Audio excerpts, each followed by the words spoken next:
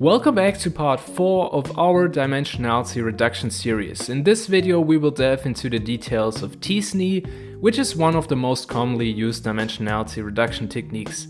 It also seems that my viewers mostly use t-SNE as their method of choice. For you guys, I think it also makes sense to familiarize with UMAP, which will be discussed in the next video. As you might know, t-SNE is considered a manifold learning technique, so let's recap what this exactly means. t-SNE is a nonlinear technique and often produces a better low-dimensional embedding compared to linear methods like PCA. Here you can see an example of the embedding space for the MNIST dataset, which contains images of handwritten digits. We can see that the 2D representation is much more organized in the case of t-SNE. But what is the reason for this? In a nutshell, it's because PCA tries to map the global Euclidean distances between all points into the embedding space.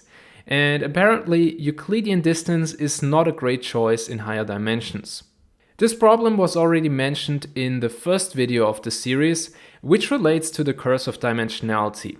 Trying to preserve pairwise distances in the low dimensional space is impossible because the less dimensions, the less space we have left to position the points. Consequently, the distances will converge towards zero, which means we need to place all the points close to each other. That effectively leads to one big cluster like we've seen in this image. The same applies for MDS, which we've discussed in the last video. A good way to visually understand why Euclidean distance is not ideal is to look at the manifold of the Swiss roll dataset. As PCA makes use of Euclidean distances, the points on the top will be close to each other in the embedding space as they have a small Euclidean distance, even though we would not consider them as direct neighbors. The right distance for properly unrolling the Swiss roll dataset is called geodesic distance and is shown on the image below. It is defined as the shortest curve on a surface that connects two points, and the surface is the manifold of the Swiss roll in our case. It turns out that we can approximate the geodesic distance by building a path from neighbor to neighbor. And that's also a fundamental idea of t-SNE, as also mentioned in the name. It's a neighbor embedding technique. Having that said, in the following I will guide you through the basic ideas, some improvements of the algorithm, and finally how to make it scale to millions of data points. We will mainly look at three important contributions to build the basis for how t-SNE is implemented in most libraries today. The first paper was proposed in 2002 by Geoffrey Hinton and Sam Pairwise and is called Stochastic Neighbor Embedding, or short SNE. In a follow-up paper by Laurens van der Maten and Geoffrey Hinton, a couple of improvements were proposed that led to t-SNE. And finally, Barnes-Hut-SNE, presented by Laurens van der Maten, provides the toolbox to scale t-SNE to millions of data points. And this historical outline will also serve as agenda for this video, so let's start with the first paper, Stochastic Neighbor Embedding. The foundational paper called SNE presents the basic idea how to map high-dimensional data into a lower dimensional space. In the following, we will quickly discuss each of the steps of the algorithm and summarize the full thing at the end of this chapter. Following the notation of previous videos, the high-dimensional data is called X, and lower dimensional data, such as a single dimension here, is denoted with Y. As always, our goal is to preserve the structure of the original data. Let's take this simple 2D dataset as an example. The first step of SNE is to calculate pairwise distances, typically using the Euclidean distance function. And this leads to this distance matrix. But wait, we said we can't successfully preserve global distances in the lower dimensions. And that is right, and because of that, SNE will introduce a way to only look at the local neighborhood of each point. Before that, however, it is still required to know all of the distances between the points in order to decide which ones are actually neighbors, so we won't get around this step. What's happening next is that SNE converts the distances to probability distributions for each point. On the right you can see a Gaussian distribution that corresponds to the red points. In the paper, such a distribution is called a conditional probability because we condition on the distance to a specific point, like the red point here. The y values of this probability distribution are now expressing the similarity between points. Okay, wait, so this came out of nowhere. We converted the distances to a point to a probability distribution such that closer points have a higher value and further away points have a lower value. A good way to justify this is to think of these distributions as a weighting of all data points. As a result, faraway points become very irrelevant, and therefore we sort of relax our dimension scaling problem, as we don't have to pay too much attention to them. In this example, the green, orange and yellow points have very small similarities, and the blue point has a rather high similarity. Now, to be fair, introducing probabilities is not too well motivated in the paper, and I'm also not sure if probability is the right term, as they're not really stochastic events here. But we will just accept this notion in the following. Also, there is no need to draw both sides of the Gaussian distribution here, because distances are typically positive. For visualization reasons, I will, however, always use the full Gaussian bell. This conditional probability can also be expressed in an equation, like shown here. The red point is highlighted as xy. Remember, we are still operating in the high-dimensional space x. In the equation, we find the Euclidean distance between the red points and a neighbor point j. This distance is then plugged into the formula of the Gaussian normal distribution, where we also find the variance sigma. You might remember that Gaussian distributions have two parameters, the mean and the variance. The mean is simply 0 here because the distance of the red point to itself is 0. Finally, the whole term is normalized over all points to get a probability value between 0 and 1, which makes sure that the data is represented equally, so regardless of the density. So that's basically how we can calculate the similarity value from the distance. Okay, so it looks pretty well for our initial example, where we have a Gaussian centered around the red point, and the blue point is mapped to 0.3, which is relatively high. The other 3 points are mapped to very low similarities, like the green point to 0.01. Overall, we are happy. Let's have a look at another point's perspective, such as the green point here. Here we realize that the distribution is somehow not perfectly suited. The blue point is still mapped to a relatively high probability value, even though we don't really want it to be included in our cluster because the blue point was not really a neighbor. So we're not happy with that. It turns out that it's unlikely that the same variance value is optimal for all points. In dense regions, a smaller value is appropriate. Ideally, we would like to see something more in the direction of this distribution. As you know, variance controls the width of a Gaussian, and by making it smaller, we assign a smaller value to the points at the tails of the distribution. This adjustment is also happening systematically in SNE, which brings us to the term perplexity. Perplexity is a hyperparameter and can be seen as a measure for how many neighbors we want to include for each point. If we set it very high, it will lead to very compact clusters, as all points are in the neighborhood of each other. If it's a lower value, the low-dimensional space will be more distributed, as only a few neighbors are included. Under the hood, perplexity simply controls what we just adjusted manually, namely the variance of the Gaussian distribution of each point. As you can see, a high perplexity value is expressed by a flat Gaussian distribution, and a low value corresponds to a peak distribution. Perplexity is mathematically defined as follows. For a conditional probability distribution, which is the neighborhood probability of a point I, it equals to 2 to the power of the Shannon entropy of this distribution. The Shannon entropy is a popular tool in information theory and measures the average amount of information. Generally speaking, the entropy increases if the variance increases, because the flatter the distribution, the more uncertainty we have. I've put a nice blog post in the video description if you want to go deeper into entropy. By putting this entropy into the exponents, the perplexity tells us approximately how many neighbors our Gaussian kernel covers. And therefore, perplexity balances between preserving global and local structure. So at this point, we know two things. First, we should adjust the width of the distribution for each point because it is not optimal to use the same variance every time. And secondly, we can use Perplexity to measure how many neighbors a distribution currently captures. So ideally, we would like to capture the same number of neighbors for each point. So what's left is we need to find the optimal variance for each point, such that we have the same perplexity value for all of the points.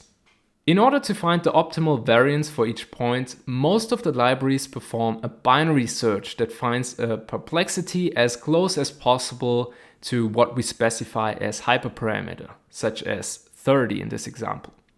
In a nutshell, binary search goes through a list of ordered values and evaluates one variance at a time by calculating the perplexity. Then the maximum or minimum bound is moved until a suitable approximation is found. This algorithm is faster than trying all of the values in the list. For example, here we could find a close to 30 value already for the second sigma and can terminate the search. And this search can be easily parallelized for each data point, which you can also see in the scikit-learn documentation. The last step is to apply the same principles to the low-dimensional mapping. This means for each point we have two probability distributions. One for high-dimensional data denoted with pji, and one for the low-dimensional embedding space denoted with qji. The last step of SNE is to compare these two distributions to evaluate how similar the neighborhood is. This means we evaluate the y values for p and q and need to compare them how close their similarities are. A popular measure for comparing distributions is Kullback-Leibler divergence, or short KL-divergence. It simply sums over all of the points and all of the neighbors of each point and compares the function values according to this formula. If you want to get a feeling for this loss function, I highly recommend to pause the video and plug in the values of the green and blue point here. Trust me, this will be very useful for understanding this video. You will realize that this loss function weighs values close to the center more than values at the tails of the distribution. And that's exactly what we want, to put more emphasis on close neighbors. So if a close neighbor in the original P distribution is embedded far away in the Q distribution, then we receive a large penalty for that. As the name implies, this loss function measures the divergence between the distributions, and therefore we want to minimize it. Also note that we can only move the points in the Q distribution and P is fixed. Just a side note, a good way to verify the quality of the t-SNE fit is to use the Shepard diagrams that we've learned about in the last video. It's simply a scatter plot between the high-dimensional distances and the low-dimensional ones. I've not seen many people doing this, but it's an excellent way to build more trust into the t-SNE results. Finally, for minimizing the cost function, gradient descent is used. The gradient of our cost function, which is KL-divergence, with respect to y has this simple form. In the t-SNE papers, the authors provide an intuitive explanation how to interpret this gradient. It's simply the resulting force created by a set of springs between a specific point, such as the red point, and all other points of the low-dimensional mapping. These springs repel or attract points depending on whether the distance is too small or too large compared to the high-dimensional similarities. In the gradient, the first term measures this mismatch, so if the distance is too large or too small. And the second term expresses the force of the spring, so how strongly should we repel or attract. You can even reformulate this gradient to separate the attractive and repulsive forces. Interestingly, this corresponds to a so-called n-body simulation, which is relevant in physics. So our SNE or t-SNE mapping can be seen as a set of particles that pull and push each other, and we update the positions until a steady state is reached. So let's quickly summarize the steps of the traditional SNE algorithm. We start with initializing the low-dimensional points randomly or running PCA for a starting configuration. Then we compute the pairwise Euclidean distances between all points. After that, we introduce locality by applying Gaussian distributions to the distances. Then we find the sigma values of each point's distribution using a binary search, such that each point has roughly the same number of neighbors. And finally, we optimize their positions by improving the KL-divergence between the low and high dimensional probability distributions for each individual data point. So that's it for SNE. Now let's have a look at t-SNE.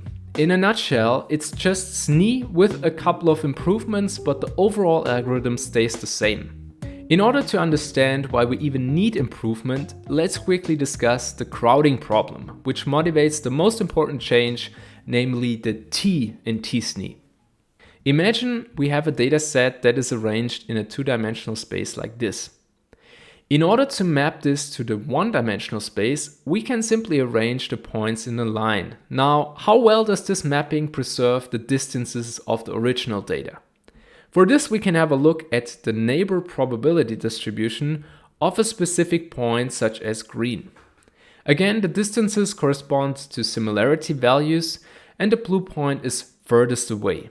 If we compare this with the distribution of the high-dimensional green points, we realize that the blue point has been placed too far away in the low-dimensional embedding. The orange and red points seem to have more or less the right values, but the blue point has definitely a too small similarity.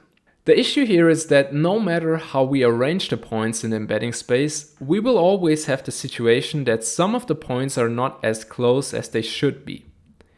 The reason for this is simply that the intrinsic dimensionality of the data is too large for the number of dimensions we have chosen. This situation is exactly what the crowding problem describes. When we can't preserve the right distance to all neighbors because there is simply not enough space for it. Because the blue point is not perfectly placed yet, there will be a small attractive force between blue and green as indicated by this spring. This force stems from the last term of the KL-divergence laws, which punishes deviations between the distributions. Let's see what the results of these forces between points looks like. As you can see, SNE on the left, which suffers from the crowding problem, has a hard time to form clusters because during optimization the small forces will make all points clump together. t-SNE on the right alleviates this problem and is able to form clear clusters. So how is t-SNE doing that? The basic idea is to use a probability distribution that simply assigns a higher value to these problematic points. And this simply reduces the unwanted forces as the deviations between the similarity values is much smaller. In a sense, you can think about this as having a broader neighborhood in the low-dimensional space, which allows for a bit of error. The distribution that is used for this is called student's t distribution, and that's where the t in t-SNE is coming from. As you can see in this comparison, the t distribution has heavier tails and this will assign higher similarity values. This allows the points to be further away and still have a relatively high probability. So here you can see the situation even more clearly. The blue point from before gets a much higher value assigned, which reduces the deviation to the original distance and hence reduces the forces between points. So the takeaway of this is there is not much we can do about the missing space in low dimensions, but we can allow for some error, which we will do by using the t distribution. Using this distribution also brings some additional advantages beyond alleviating the crowding problem. First of all, we don't have to perform binary search to find the variances, like for the Gaussian distribution, and instead can always use the same distribution for all points. More specifically, this is the t distribution with 1 degree of freedom. Secondly, the calculation of the probabilities is computationally more efficient because we don't have to calculate exponentials like in the Gaussian distribution. So this was definitely the most significant change in t-SNE, but let's now also quickly discuss other things that were adjusted. To make the optimization more efficient, symmetric probabilities have been introduced. Here you can see an example of the similarity of blue given the green point, which is 0.15. Now, what if we turn things around? What is the similarity of green given blue? Somehow we would expect that the similarities between them are equal. We realize, however, that this is not the case. Besides being a bit unsatisfying, this also has a negative effect on outliers in our data. The blue outlier here will always have a small probability in the neighborhood of each other point. This not only makes the blue point very sad, but most importantly doesn't include it into the cost function. In other words, it doesn't matter where we place the blue points in the low dimensional space, because it will never be really considered in the loss function. Therefore, the authors propose to average the conditional probabilities to get joint probabilities. This allows the outliers to contribute to the cost function. Another nice side effect of this is that the gradient calculation is simplified, which leads to computational benefits. Finally, the third most important improvement is early exaggeration. Let's first discuss what the underlying problem is that the authors try to solve here. Assume we have two-dimensional data that is forming two clearly defined clusters. When initializing the low-dimensional space randomly, we might have a starting configuration like this. So each of these 2D points is mapped to one point of the one-dimensional line. After optimization, we would expect two separated clusters on this axis. When we start the optimization now, the KL-divergence loss will activate attractive forces between similar points and repulsive forces between points that should be distant from each other. So differently colored points will repel each other and points with the same color will move together. The result without early exaggeration would look like this. But wait, that's not quite what we expected. What about the blue guy on the left? Well, because of all of the repulsive forces by the orange cluster in the middle, the blue point has no chance to move to the other side. The simple way to solve this is to increase attractive forces for the first couple of iterations, as indicated by these thick green arrows. This allows the separated blue point to overcome the repulsive forces in order to move to the other side. After some iterations, the attractive forces return to normal, such that clear clusters can be formed. All of these things can be controlled in the gradient. If you're interested in more details, I can recommend to take a look at this paper, which performs a comprehensive analysis of the attractive and repulsive forces expressed by the gradient of the loss function. For completeness, early exaggeration simply multiplies the attractive forces of the gradient with a factor greater than 1. Applied to a real dataset, like the genomic mouse dataset on this image, the differences look like this. On the right, t-SNE forms more densely packed clusters. So as a wrap-up, early exaggeration, symmetric probabilities, and the introduction of the t-distribution for low-dimensional space were the main improvements presented in the t-SNE paper. There were some additional minor things that I didn't address here, such as adaptive learning rates to avoid local minima. Now let's give ourselves a short interactive break by clicking through one of the courses of the sponsor of this video series, which is Brilliant.org. Brilliant offers plenty of interactive courses for data science, programming, and tech in general. To give you some more insights, I thought it makes sense to click through a few lessons from a very recent topic, namely large language models. I know that my viewers have advanced knowledge, so I already jumped a bit ahead and completed the first few sessions. Here you can see the lessons on tokenization, so how language models convert text to a dictionary used for model training. You can go through these lessons on your phone whenever you have time and therefore have the chance to stay up to date every day.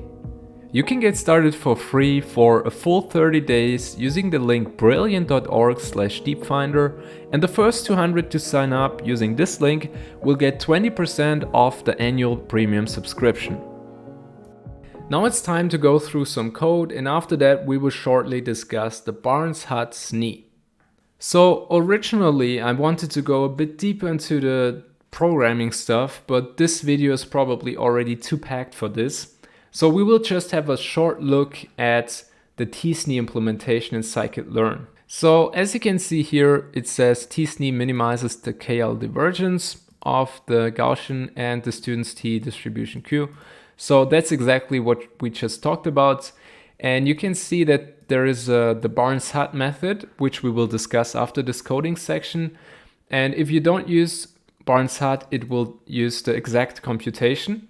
And here you can also see that we perform, or the method performs gradient descent, and this gives you the KL-divergence. And here we also have the options to define early exaggeration, which we just discussed. And when we move up a little bit, then we can find the fit function right here. And here are a couple of things. So the learning rate and that kind of stuff for the gradient descent. And in addition to that, it will use Barnes-Hut or the exact computation.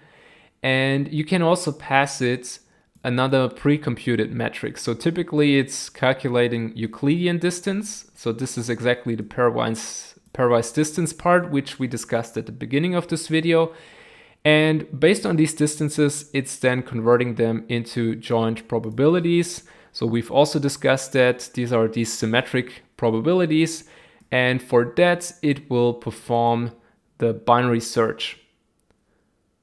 All right, based on the implementation, let's now run these first couple of cells to get the data set. And now let's have a look at t-SNE using scikit-learn. Again, I won't do anything fancy here. This is just to quickly go over the parameters. So n components is how many dimensions we want. Let's choose 3 because we have this 3D plot again. Perplexity defines how many neighbors we want to have in the neighborhood of each point.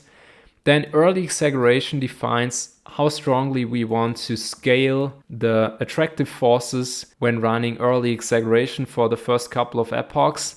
And then we have here some properties for the gradient descent. Then in it, we can specify PCA to start with a PCA configuration. Let's run that. And the final thing is n jobs. And n jobs is because for performing the binary search, we can parallelize that as mentioned before. And so we will just choose 4 workers here to do that. And this is what the embedding looks like. And just like before, we can also do the same thing in 2D.